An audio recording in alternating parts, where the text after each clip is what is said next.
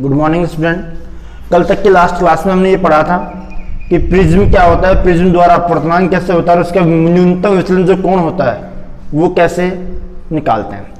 आज इसी के अकॉर्डिंग हम पढ़ेंगे कि जो प्रिज्म कोण है, जैसे मान लो क्वेश्चन हमने लिया, कल हमने ये पढ़ा था कि n बराबर sine del of m plus a by 2 upon sine a by 2। इससे जो फॉर्मूला, ये फॉर्मूला है, इस फॉर्मूला का जो उपयोग करते हैं क्वेश्चन में वो किस तरीके से करते हैं। देखो, जैसे हमने क्वेश्चन लिया कि n बराबर √3 वाले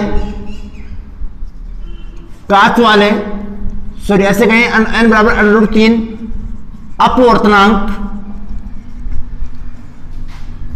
वाले कांच के प्रिज्म द्वारा न्यूनतम विचलन कोण का मान अपवर्तक कोण के बराबर है। हमें इसमें यह कहा है कि न्यूनतम विचलन कोण का मान अपवर्तक कोण के बराबर है, तो हमें क्या निकालना है, ए का वैल्यू निकालना। तो ए का वैल्यू कैसे निकालेंगे, देखो इसमें क्या दिया है, देखो दिया है n बराबर √3, n का मान कितना दिया है, √3 दिया है, और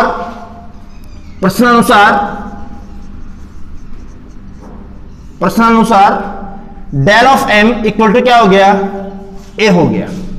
del of m equal to क्या हो गया, a। तो क्या बन गया,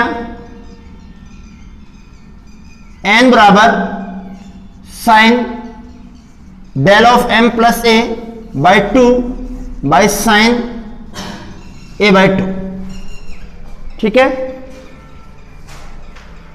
इसमें देखेंगे कि डेल ऑफ m का मान क्या रख दें, a रख दें, और a का मान क्या रख दें, a रखें। तो क्या हुआ, √3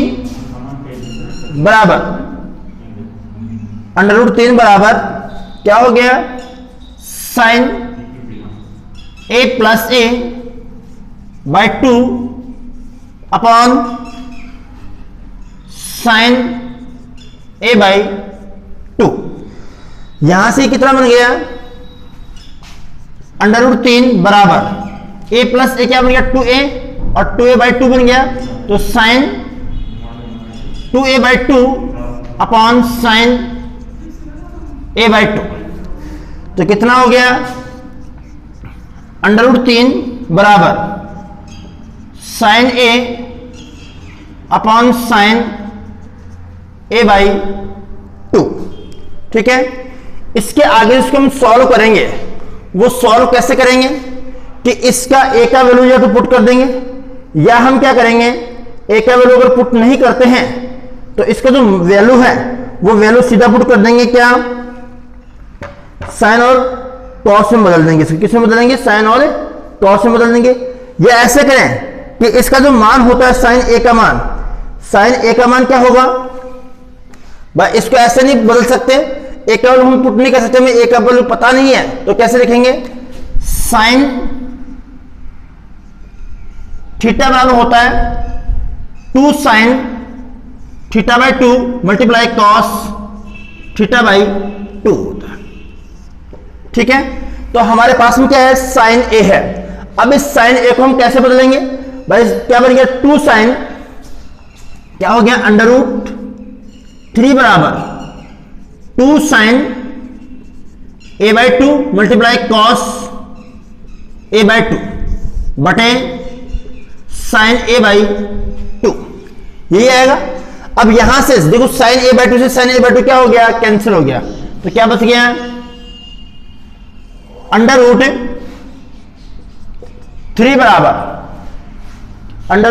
बराबर क्या बच गया हमारे पास, 2 cos a by 2 cos a by 2 बच गया। अब इसको हम जब सॉल्व करेंगे तो क्या बनेगा, 2 मल्टीप्लाई में है, इधर क्या हो जाएगा भाग में, क्या हो गया √3/2 बराबर cos a/2 आ गया। ठीक है, हमें थीटा का वैल्यू निकालना है, ए का वैल्यू निकालना है। ए का वैल्यू कैसे निकालेंगे हम, जब हम ए का वैल्यू निकालेंगे तो क्या बन गया ये cos, और cos का वैल्यू जब हम निकालते हैं तो कितना बन गया ये देखो, a/2 इक्वल टू √3/2, और √3/2 कितना मान होता है 30 डिग्री होता है, कितना होता है 30 डिग्री। तो a बराबर कितना हो गया 2 × 30, तो a बराबर 60 डिग्री। हमने पहले ही पढ़ रखा है कि जो प्रिज्म कोण होता है उससे प्रिज्म कोण का जो मान होता है वो कितना होता है 60 डिग्री होता है। कितना डिग्री होता है 60 डिग्री होता है। नेक्स्ट क्वेश्चन देखो,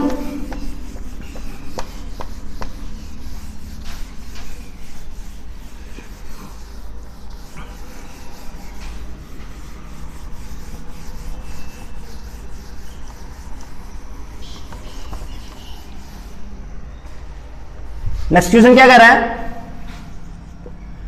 कि यदि किसी प्रिज्म द्वारा बने न्यूनतम वितरण कोण का मान 30 डिग्री हो तो उसे प्रिज्म के कांच का अपवर्तनांक होगा यदि प्रिज्म कोण का मान a बराबर 60 डिग्री हो।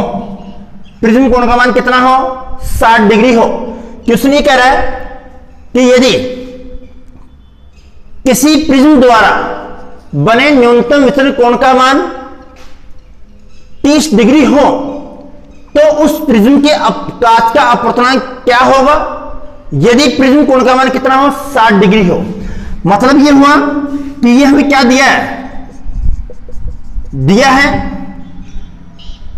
Del of m equal to 30 degree दिया है, a बराबर 60 डिग्री दिया है।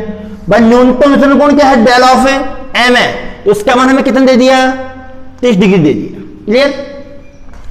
फिर प्रिज्म कोण का मान कितना होता है 60 डिग्री, जो हमने पुट कर दिया 60 डिग्री, जो क्वेश्चन में हमें क्या है दिया हुआ है। हमें n का मान ज्ञात करना है। किसका मान ज्ञात करना है हमें n का मान ज्ञात करना है। तो यहां लिखेंगे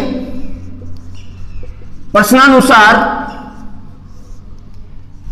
n बराबर sine del of m by plus a/2 upon sine a/2। ठीक है, तो क्या बन गया वैल्यू पुट करेंगे तो n बराबर साइन डेल ऑफ m कितना आएगा 30 प्लस 60/2 अपॉन साइन 60/2 ये आएगा। यहां से भी इसका वैल्यू निकालेंगे तो n बराबर साइन 90/2 अपॉन साइन 30। ये कितना हुआ साइन 90/2 और साइन 30। जब इसका आप वैल्यू निकालोगे तो इसका जो वैल्यू आएगा वो कितना आएगा भाई, देखो जो साइन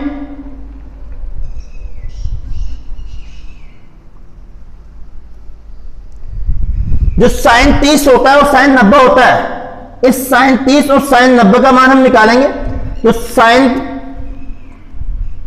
जो 90 का मान होगा उससे 90 का मान अगर मैं सीधा सीधा लिखूं इसमें तो क्या हो गया n बराबर साइन 45 बटे साइन 30। अब इसमें सीधे सीधे मान रखें तो n बराबर कितना हो गया, साइन 45 का मान होता है, साइन जो 45 का मान होता है वो कितना होता है 1/√2 के लगभग, और इसका जो वैल्यू निकलता है वो कितना होता है n बराबर 0.707 के लगभग मान के चलेंगे। इसी तरीके से जो साइन 30 का मान होगा वो कितना होगा 1/2 के लगभग, और इसका मान कितना आएगा 0.5 के लगभग आएगा। अब इन दोनों को डिवाइडेशन करेंगे तो कितना आएगा 0.707 डिवाइड बाई 0.5, इसका मान आ गया n बराबर 1.414 के लगभग, 1.414 के लगभग, यानी कि उस प्रिज्म के कांच का जो अपवर्तनांक होगा वो कितना होगा 1.414 के बराबर होगा। ठीक है, इसके आगे पढ़ेंगे अपन प्रकाश का विक्षेपण, प्रकाश का विक्षेपण।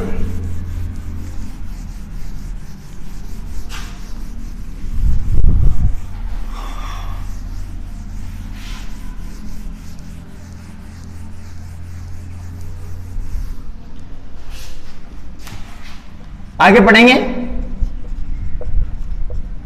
प्रकाश का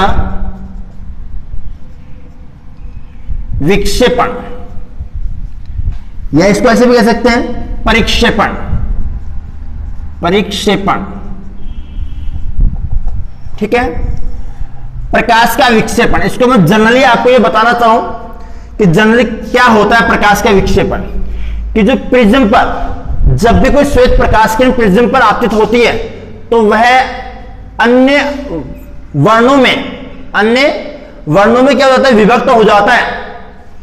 तो प्रकाश की जो ये घटना होती है इसे क्या कहते हैं, प्रकाश का विक्षेपण कहते हैं।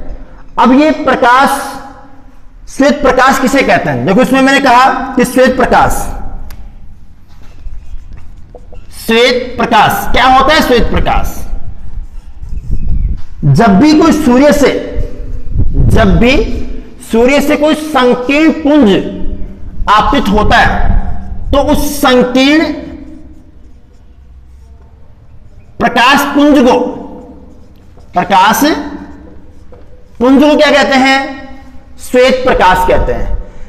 जब किसी भी स्थिति में या किसी भी माध्यम में सूर्य से कोई संकीर्ण प्रकाश पुंज आपतित होता है तो हम उसे कहेंगे प्रकाश पुंज कहेंगे। क्या कहेंगे हम, श्वेत प्रकाश कहेंगे। अब ये श्वेत प्रकाश, जैसे मान लो ये प्रिज्म है,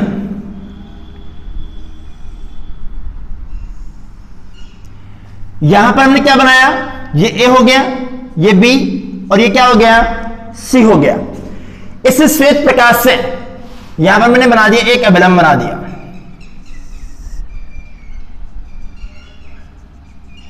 ये विलंब हो गया। यहां से प्रकाश किरण आपतित होता है,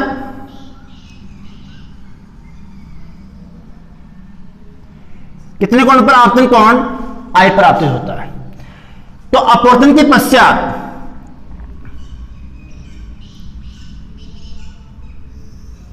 ये प्रकाश किरण क्या होता है, विलंब की ओर मुड़ जाता है, झुक जाता है। जब ये प्रकाश किरण अविलंब की ओर झुक जाता है, मुड़ जाता है, तो इस स्थिति में जो प्रकाश किरणें होती हैं, क्या होती है, जो प्रकाश किरणें होती हैं, जैसे मानो मैंने इसको आगे क्यों बढ़ाया, ये प्रकाश किरण ऐसे झुक गया, एक तरह से झुक गया, दूसरा प्रकाश किरण ऐसे मान के चल रहे हैं, तीसरा ऐसे, चौथा, पांचवा, 6 और ये 7 प्रकाश किरणें हो गई।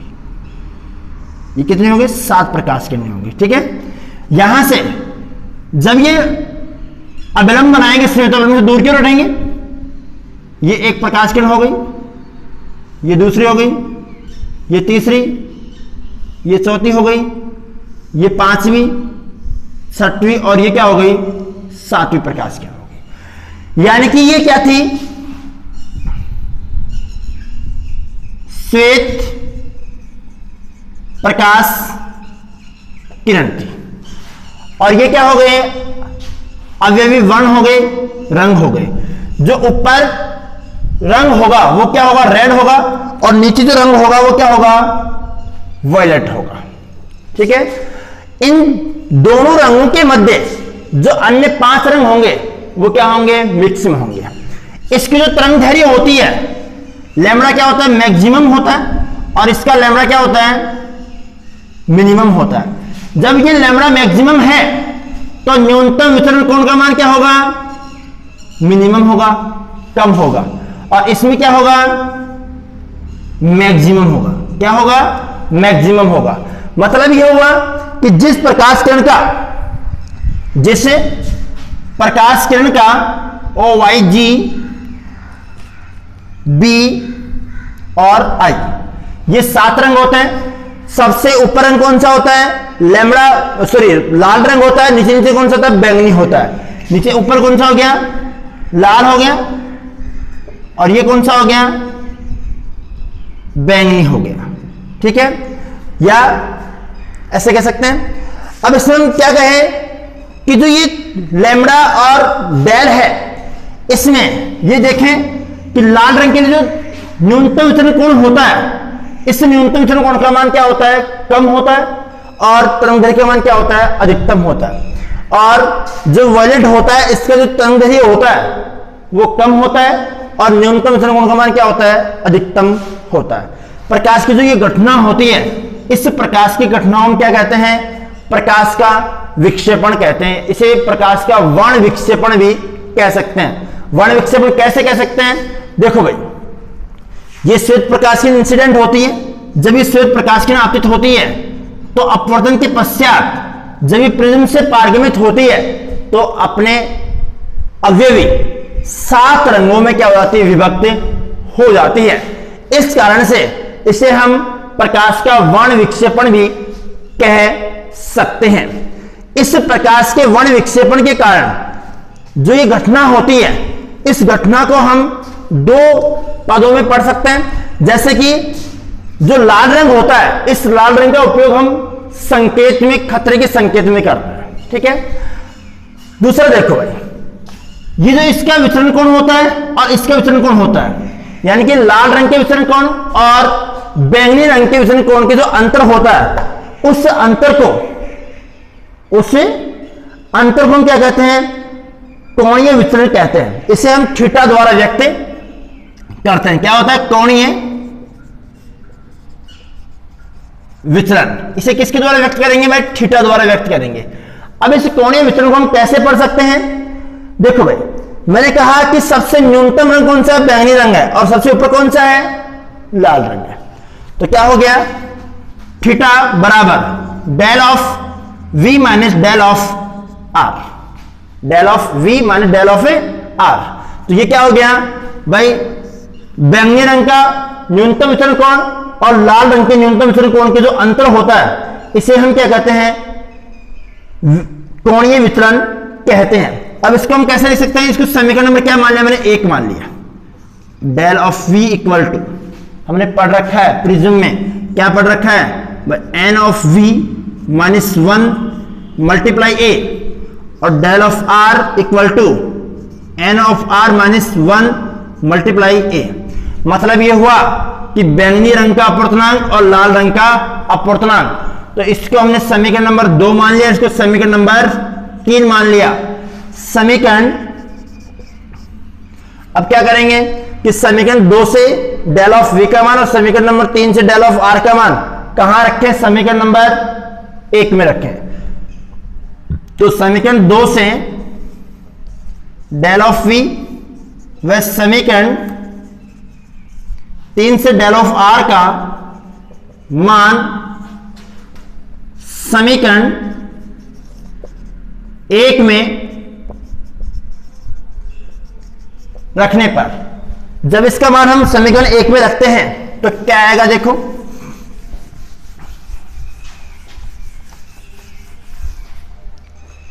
क्या बनेगा, ये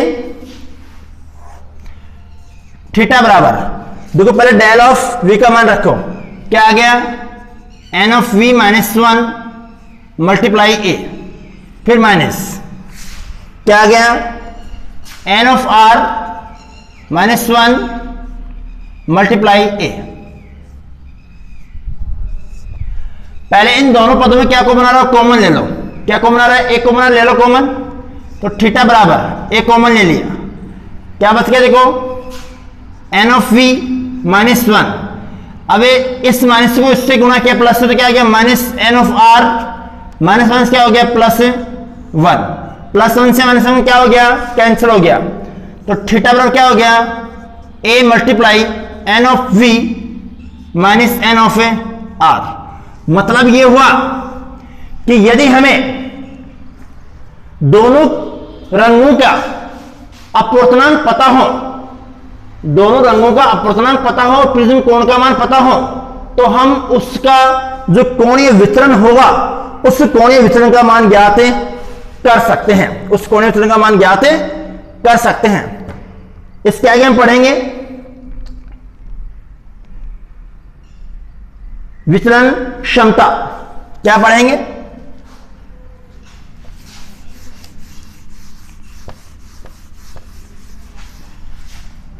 विचलन क्षमता। इसे हम n द्वारा भी दर्शाते हैं और ओमेगा द्वारा भी, W द्वारा भी दर्शाते हैं। अब ये W द्वारा दर्शाते हैं, इसका जो अनुपात होता है वो क्या होता है, n या W बराबर theta upon n of del of y। मतलब ये हुआ, इसको परिभाषित कैसे कर सकते हैं, ये क्या है विचलन कोण, और ये क्या है y, और y क्या था पीले रंग, येलो, पीले रंग का विचलन कोण। यानी कि किसी प्रिज्म द्वारा प्रकाश के कोणीय वितरण व मध्यवर्ण, किसी प्रिज्म द्वारा प्रकाश के कोणीय वितरण व मध्य रंग, कौन सा पीला, मध्य रंग के डेल क्या है न्यूनतम वितरण कोण के अनुपात को क्या कहते हैं, विचलन क्षमता कहते हैं। इसे ओमेगा द्वारा या n द्वारा व्यक्त करते हैं। जब इसका मान निकालेंगे तो इसका मान कैसे निकालेंगे, देखो थीटा बराबर हमने निकाल रखा है, ये कैसे निकालेंगे देखो, n या w बराबर, क्या थीटा बराबर कितना फट रखा है हमने, a multiply n of v minus n of r divide by del of y। अब डेल ऑफ y का मान कैसे पढ़ेंगे, बट डेल ऑफ y बराबर n of y minus one multiply a। अब इस डेल ऑफ y का मान कहां पुट करेंगे, इस डेल ऑफ y में पुट करेंगे, तो क्या हो गया n या w equal to a multiply n of v minus n of r divide by क्या आ गया a multiply n of y minus one. देखो a से क्या हो गया, कैंसिल हो गया, तो n या w बराबर क्या बन गया n of v minus n of r multiply n of y minus one. ये क्या बन गया, विचलन क्षमता का मान हो गया। अब इसका जो आप क्वेश्चन निकालते हैं, इसमें इस फॉर्मूले के अकॉर्डिंग जो क्वेश्चन आते हैं वो किस तरीके से आपके पास भी क्वेश्चन आते हैं। देखो पहला क्वेश्चन ये कह रहा है कि एक प्रिज्म का पदार्थ का लाल रंग के लिए अपवर्तनांक 1.58 है, नीले रंग के लिए इतना है। क्वेश्चन क्या कह रहा है,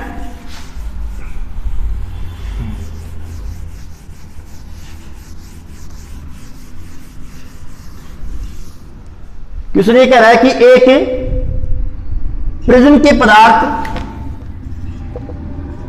एक प्रिज्म के पदार्थ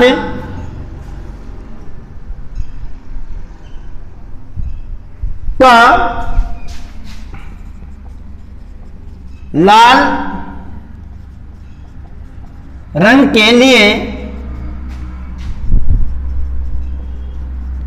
अपवर्तनांक 1.58 1.58 तथा बैंगनी रंग के लिए अपवर्तनांक 1.60 है यदि इनके लिए 2 डिग्री प्रिज्म कोण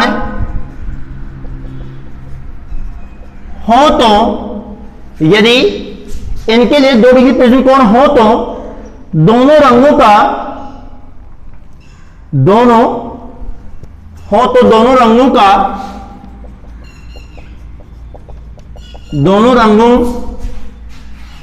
का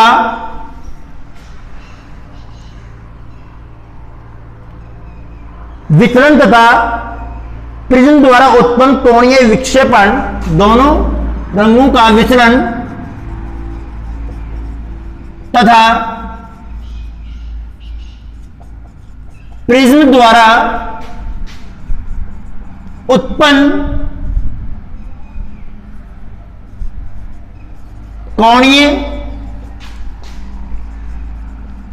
विचलन का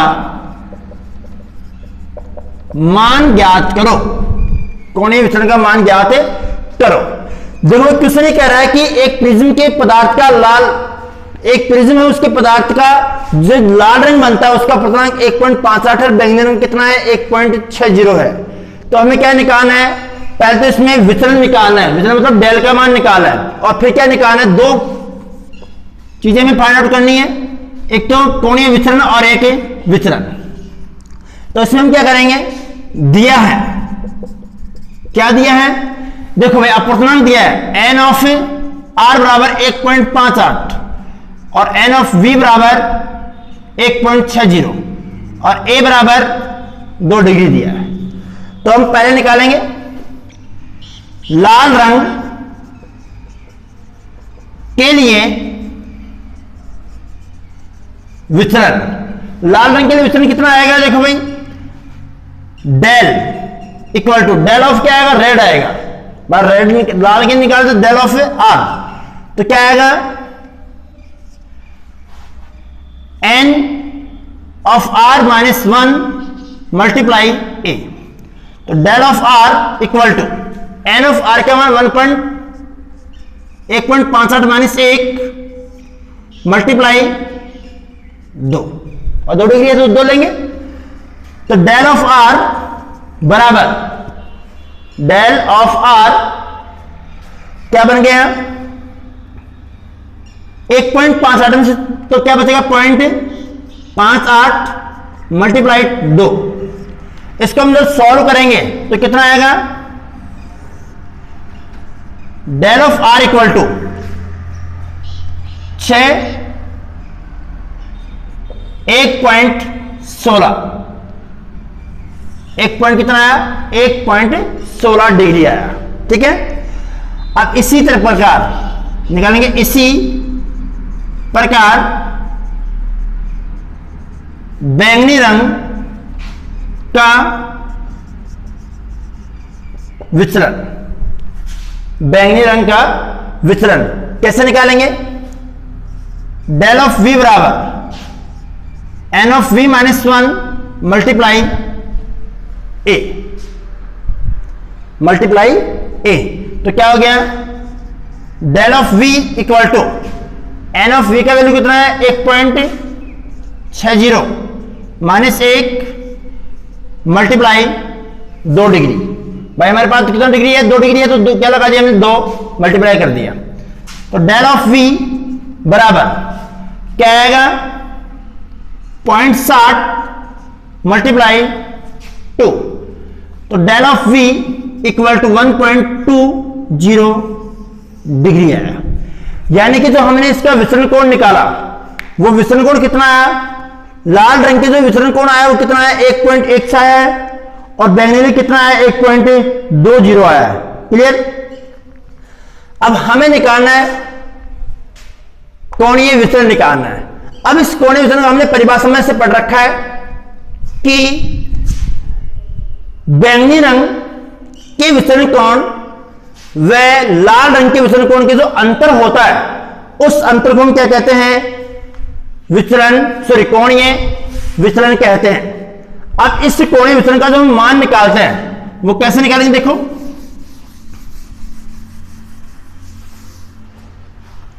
क्या हो जाएगा? थीटा बराबर del of v minus del of r।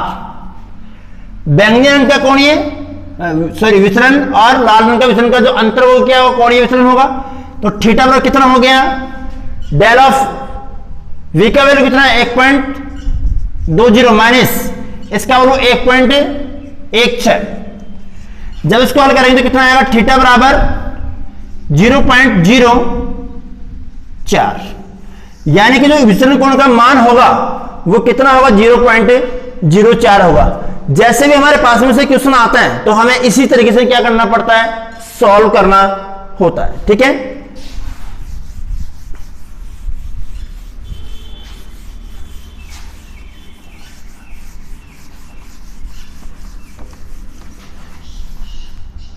जो नेक्स्ट टॉपिक होगा वो नेक्स्ट टॉपिक हम क्या पढ़ेंगे?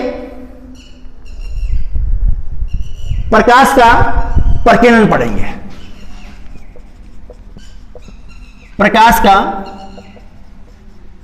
प्रकीर्णन क्या होता है? देखो, प्रकाश का प्रकीर्णन हम ये कह सकते हैं कि प्रकाश का प्रकीर्णन होता क्या है। देखो, मैं आपको कहूं कि जब हमारे पास में प्रकाश किरण आती है, ये कोई खुरदरी सतह है मान लो, या वायुमंडल में अनेक सूक्ष्मतम कण होते हैं।